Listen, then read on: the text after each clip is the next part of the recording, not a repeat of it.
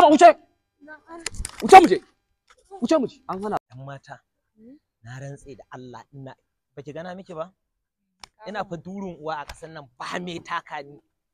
Alƙur'an ba mai taka ni. Kab garin nan na faɗa miki bura uban da nake. Ke durun uwar da yake so a unguwan nan ba mai taɓa ki. Ke na fa gagari kamu ba wani ɗan shegiya da isa latsani. Mu je kawai.